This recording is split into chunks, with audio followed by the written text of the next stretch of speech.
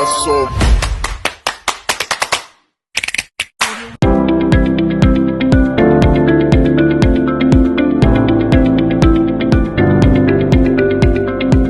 Ayan guys, luto na ang ating kare-kare sauce. Ganyan kasarap, ka-creamy.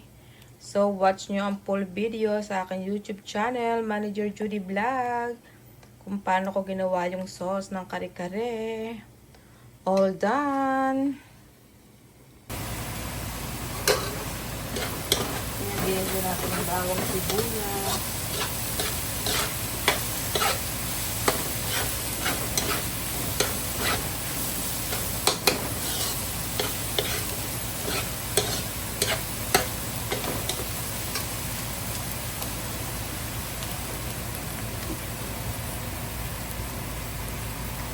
Then, lagyan natin ng medyo maingay guys kasi naka-on yung exhaust fan. Lalagyan natin ng paminta.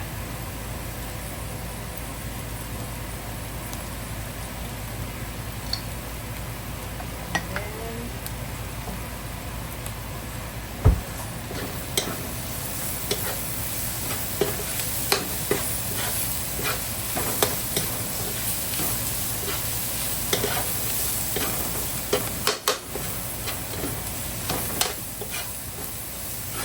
after nyan, lagyan natin ang sabaw na pinakuluan na beef.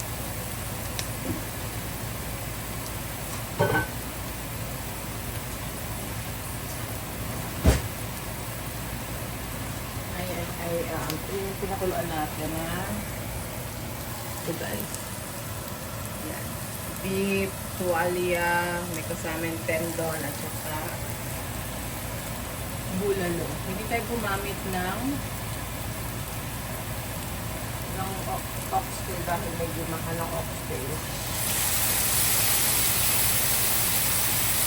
Hindi lang ilalagay natin ito. Para na din na masarap na turuan.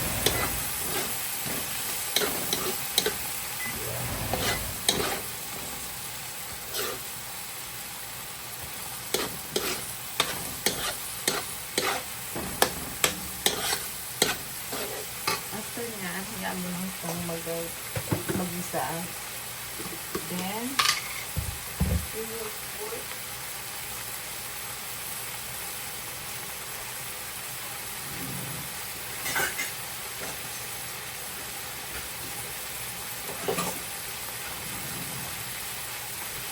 hindi tayo ng peanut butter. Sinasama ko sa sabisa ang peanut butter. Oops.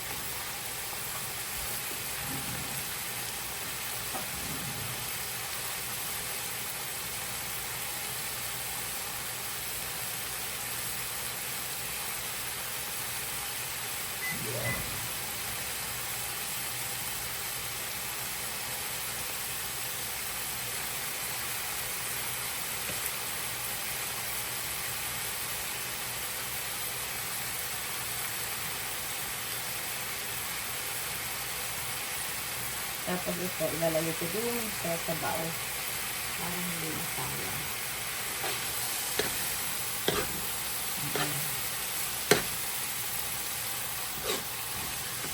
Bisa-bisa lang natin guys.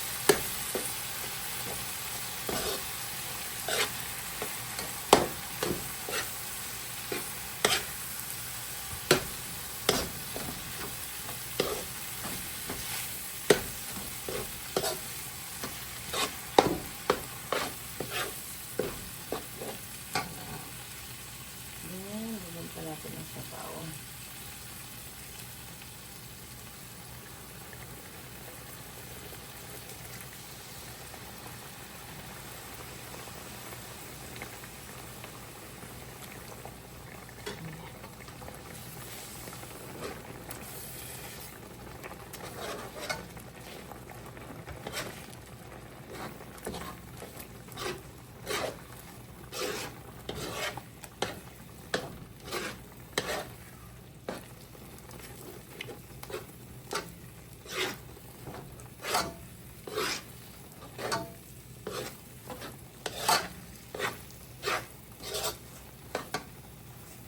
Habang ginigisa natin ang peanut butter, magbabanto na tayo ng sabaw.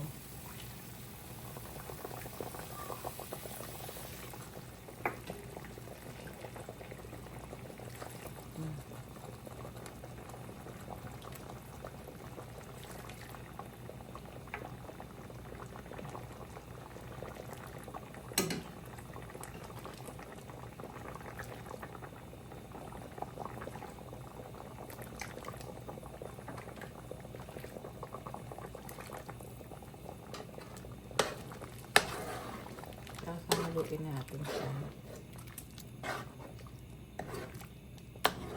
Ayan, hindi na siya masyadong magbubuo-buo yung peanut butter niya.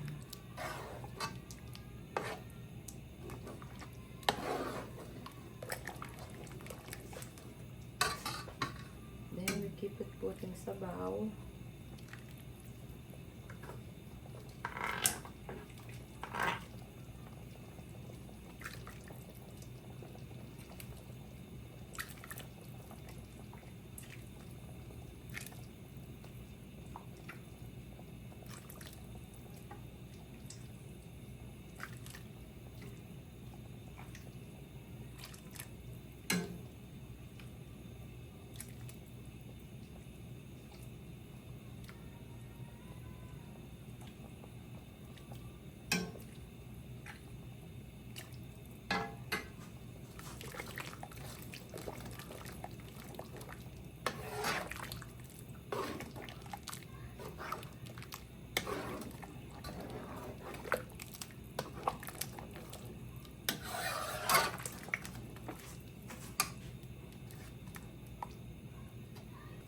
Ayan guys, lalagyan na natin siya ng fresh na mani.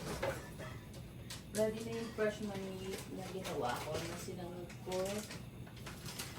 ko siya. Yes, sinangag ko siya, and then pagkasangag ay blender. Mas magaganda pag binilender than food processor. So lagyan natin din siya ng fresh mani. Make sure hindi buo-buo yung mani ilalagay niyo na fresh. So, maganda pag na-prepare na siya. Yung maraming mani mas masarap. Diba? Nalagay ko na rin kanina, hindi ko lang napakita sa video. Nalagyan ko na siya ng ginisa ko. Nakalimutan ko lang kuhanan. Pero nilagyan ko din siya ng nung pagkatapos ng kulo. Ayan. Tapos guys, nalagyan ko na rin siya ng pampalapot. Ito yung pampalapot na nilalagay ko. Ito siya. Ayan. Ito ay sinangag na malagkit, tapos binilender ko siya to make it powder. Yes. Nalagyan din natin ng konti. I-spring nyo siya ganyan paglalagay. Pero nalagyan ko na siya kanina. Ganyan ang paglalagay nyo. Konti lang. Kasi nalagyan ko na siya at baka naman yan ay lumakot na ng sobra. And then, ganyan-ganyan mo lang. Ito yung way ng pagluluto namin sa Laguna ng kare-kare. Wala tong kahit anong sibuyas to ng pinakuluan ng alisin na natin. Sibuyas to ng pinakuluan ko ng beef kanina. Alisin na natin siya. Yes. Ayan. So, medyo creamy na siya, guys. Guys, ipapakita ko sa inyo ang sekreto para hindi mapanis ang inyong kare-kare. Para hindi mapanis ang kare-kare. So, papabayaan natin siyang kumulo ng kulong-kulo, and then lalagyan natin siya ng pag nilagay nyo ng ito, lalagyan natin siya ng suka para hindi siya mapanis. Isang puno dyan. Yan. Haluin nyo na. Yan. Tapos pakuluan nyo lang. Yung kulong-kulo, matagal ang buhay ng kare-kare nyo. Hayaan nyo lang siyang kumulo ng kumulo. Ganyan lang guys. Okay? Hindi ko inimimix yung beef Nilalagay ko na siya sa container para alam ko na lahat ng beef lahat ng container meron siyang may laman. Kasi pag nilagay ko lahat sa sauce, ay nako, yung iba may laman, yung iba wala. So, pag nilagay ko siya sa container, medyo ano siya, natatansya ko kung ilan yung tendon, kung ilan yung tuwalya, ilan yung laman, alam niyo yun? So, ayan guys, kumukulo na yung tubig para sa vegetable. And then, where's my suka? Lagyan nyo din yung suka. Lagyan nyo din itong tubig ng suka. Pakuluan nyo. Then, yung iba-blanch yung mga vegetable nyo. Para, kahit vegetable, hindi mas bilis masira. And then, ito naman yung sauce natin. Tama lang. Ay, nasunog yata.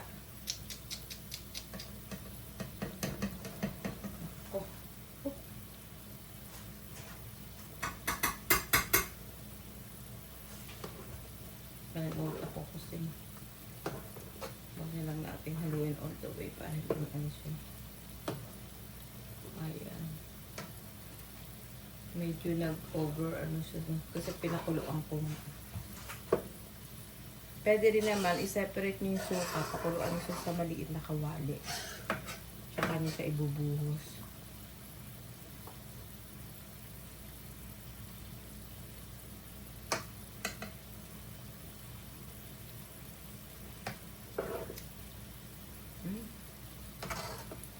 Hindi naman natin isama yun. So, alam niyo naman ang kare-kare, walang lasa. Tikman natin kung tama sa peanut butter.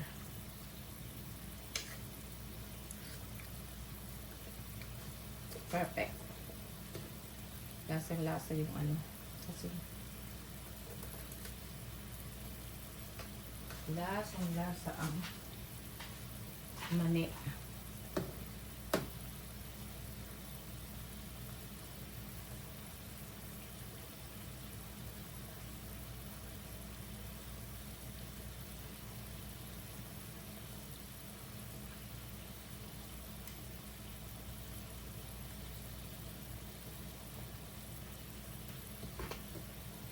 Nilagyan pa natin ng konting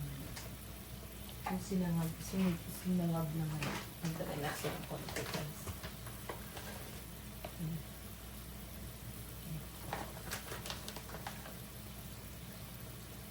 Masarap maraming nawikado.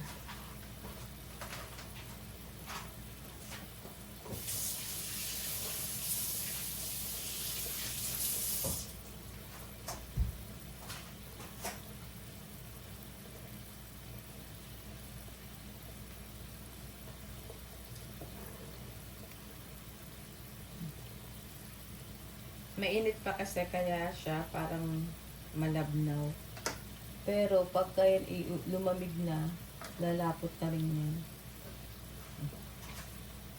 So, lagyan na natin ang sitaw. Sitaw muna.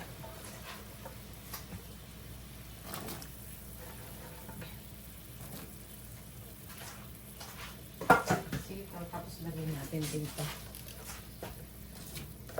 Yung dahon, huwag yung isasama. Yung talong pala guys, in-air fry ko na yan. Naka-air fry na ang ano, ang talong. In-air fry ko na siya. Para hindi masyadong mamantika.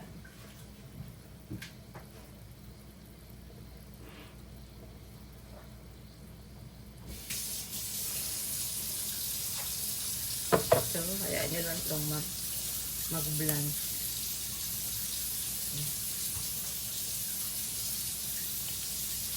Blanch lang natin yan.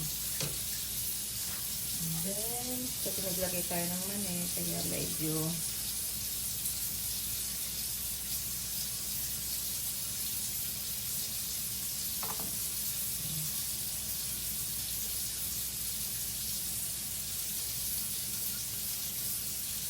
natin yung lapo, tama lang siya. Hindi natin siya pwedeng laputan yung creamy na creamy. Ano yung kung bakit? Dahil tama lang yung ganyan. Kasi pag lumamig yan, dapat mabuti.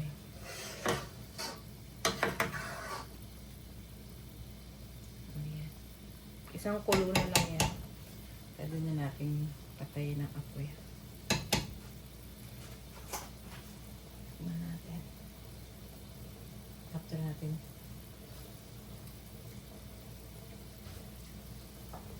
Very good. Sarap.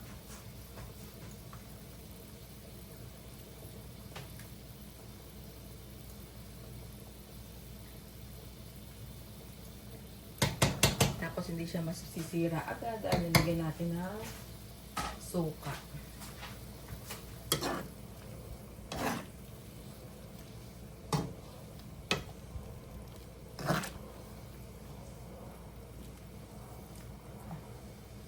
Hayaan nyo lang mag-blanch ang ano. Isang kulo. Sakpan ko. Kuloan lang natin ng isang kulo. Yung gulay. Ito isang kulo lang din. Tapos na yan.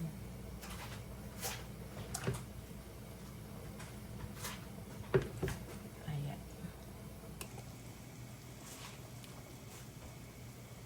Tignan nyo kung gaano ka-creamy yung ating sauce ng kare-kare.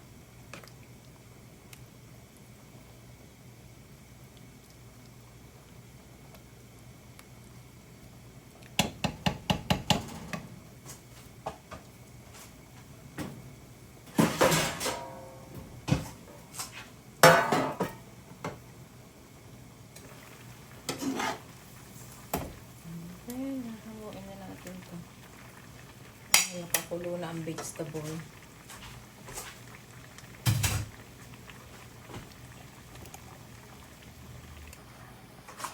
Nakakulo na.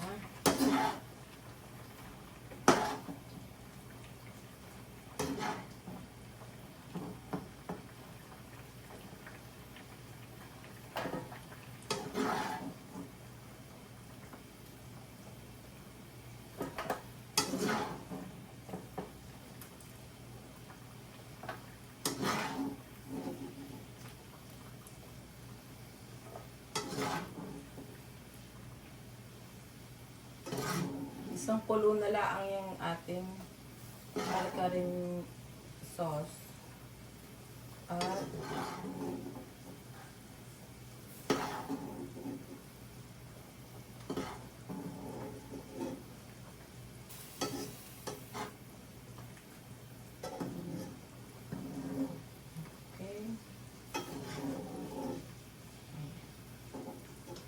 ilalagay natin itong dahon. Pakukuluan din natin. Ayan, ganyan laang. Takpan natin. Isang kulo lang yan.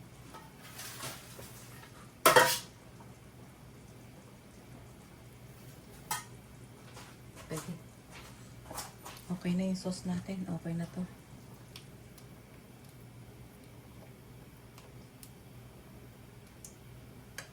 Okay na yung sauce.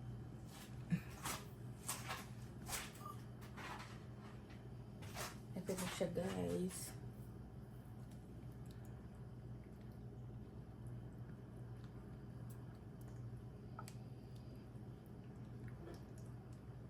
Ayan.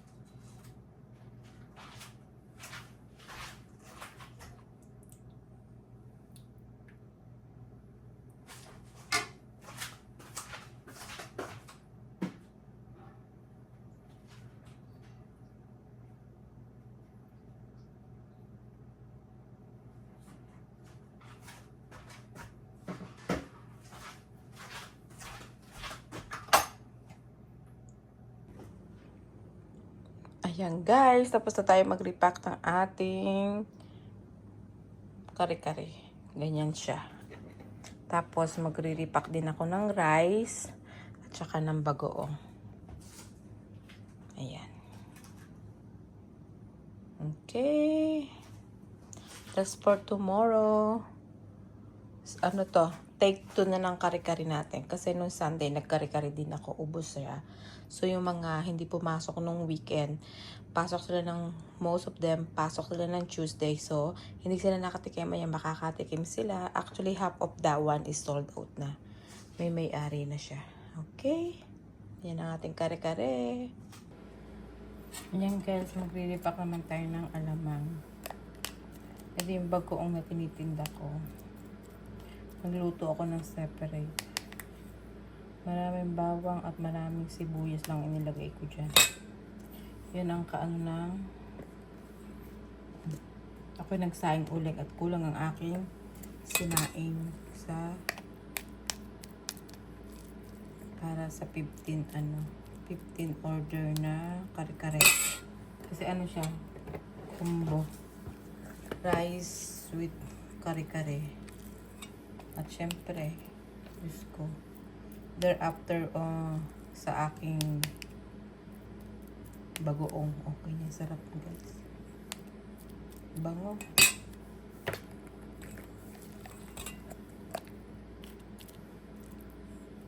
Yung iba sinasama na sa gisa yung bagoong doon sa sauce. Kaya ako yung hindi. Dahil yung iba hindi nakain ng alamang. Di pag kumain ng alamang, pag nilagay mo doon, hindi na makakakain ng iba. Ibang customer ko ayaw ng alamang. Bahala na sila kung paano nila pa, at may kaunting lasa naman yung yung kare-kare. Kaya lang, hindi talaga siya bawang sibuyas laang at saka paminta. Ayan. Ay gagawa ng 15 para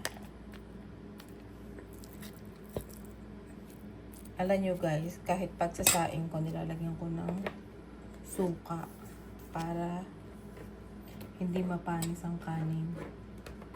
Pag sinaing mo, di ba isasaing mo, maglagay ka ng isang kutsarang mga 2 tablespoon na vinegar. Ilalagay mo yun sa sinaing doon sa tubig para pag kumulo siya, hindi kulong-kulo, hindi napapanis ang kanin guys. Matagal.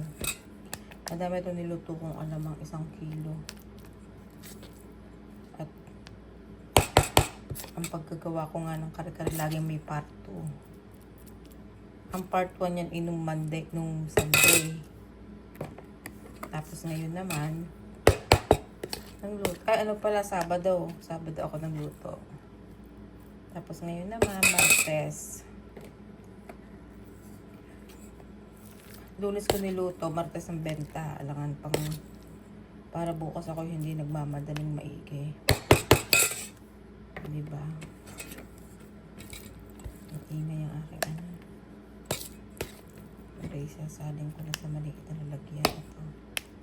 Puno ko ito nung ako gumawa ng bagoong. Puno itong aking nalagyan. Diba? Ang gamit kong rice ay basmati rice case ang ginagamit ko. Kasi ang basmati ay kahit papaano ay mababa ang glycemic niyan.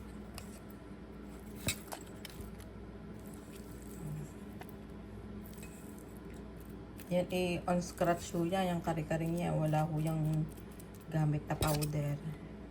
Pati ang pampalapot ho niyan ay ginamitan ko ng malagkit na sinangag ko muna yung malagkit. Pagkasangag, pinalamig ko. At pagkalamig noon, ibinilender ko para pinong-pino. Yun ang aking pampalapot. Kaya medyo pag kumain kayo, medyo parang meron kayo nasasalat na baga, na para mabigas-bigas. Yan ang legit na kare-kare. Tagalog is way yan. Ayan, oh. So, ano pa lang ito nagawa kong rice. 1, 2, 3, 4, 5. Kulang pa ng 5 order. Ayan, iba kadagdagan ko bukas. At mayroon pa akong sabaw, guys. Na mapakita ko sa inyo. Ayan, guys, may natira pa akong sabaw. E di, wala ng karne dahil ang karne baga natira ay puro na laang. Puro tendon at saka tualya. E di, ako bibili bukas ng beef na bulalo. At bulalong ginagamit ko, hindi init-init pa. Hindi pa pwede takpan. Bulalong aking ginagamit, guys. Hindi ako gumagamit ng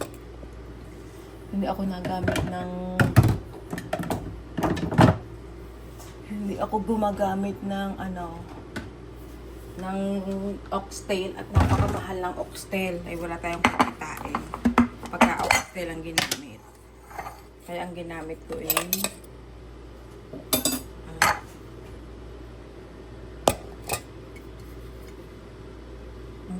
ay bulalong at saka yung beef na may litid-litid baga at saka tendon at saka nilagyan ko ng tuwalya. Sarap ng bagoong. Nilalagyan ko ng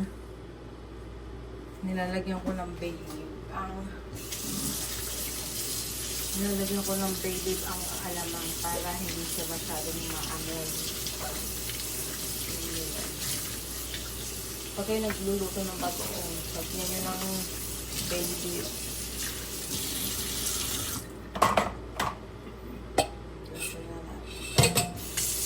Wala na akong basigan. Bukas ako. Ang pagluluto ng basmati rice, binababad ko yan. Bukas ko na nalulutuin yan. Binababad ko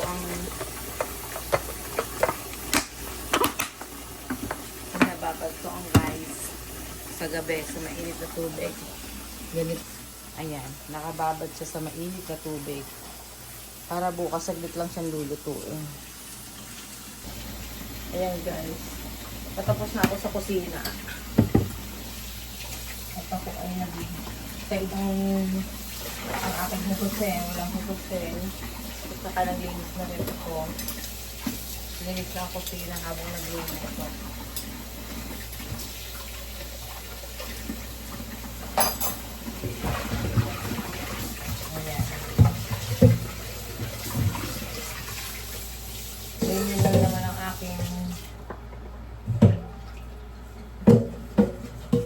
Nagre-refill na rin ako ng tubig para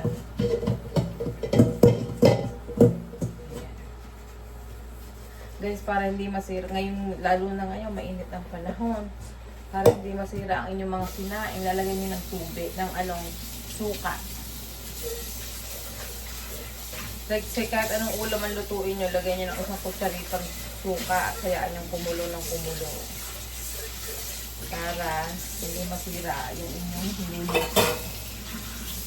Subuko na yan. Alam nyo, ang kare-kare mabilis mapanis. Diba ga?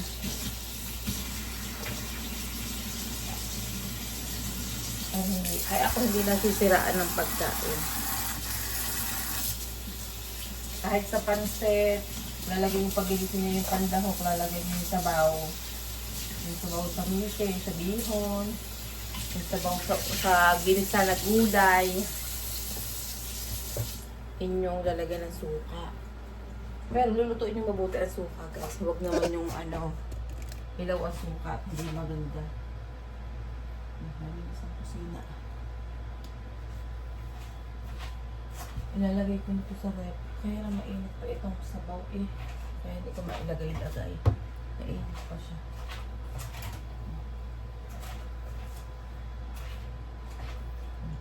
Ay, dyan lumamig. Kaya, lumamig. Ilalagay ko lang ito.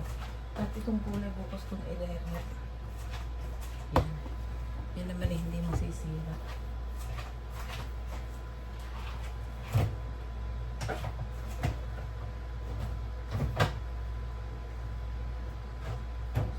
sabihin ng asawa ko, punas ka na lang.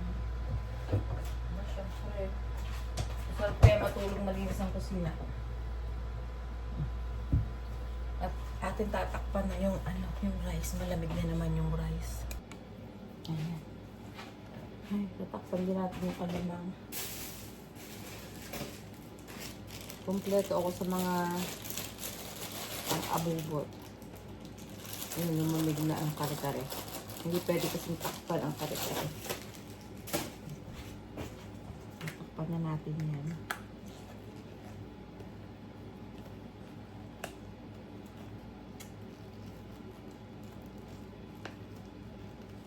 Ayan. Ang hirap yung takpan. Ito baga ang takot nito. Ayan. Hindi nasama ko yung ganyan dyan sa kanin. Ganito. Ayan. Para hindi ko makalimutan. Hindi ko makalimutan ang bagoong. Kaya sinasama ko na dyan. Ayan.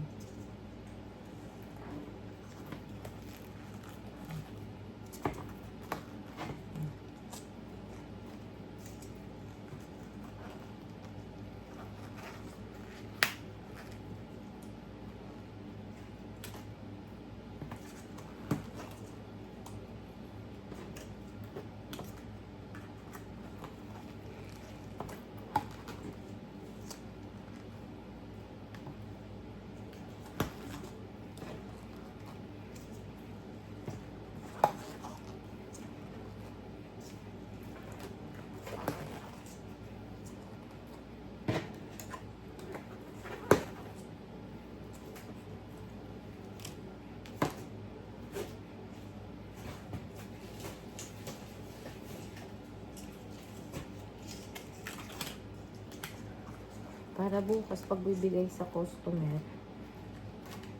Ganyan.